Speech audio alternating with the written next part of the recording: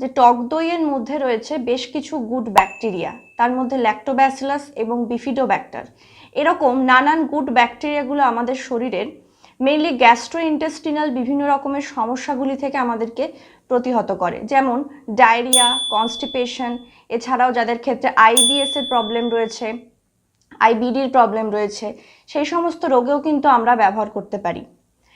Calcium rich হওয়ার জন্য এটি কিন্তু আমাদের বোন হেলথ ডেভেলপমেন্টে সাহায্য করে।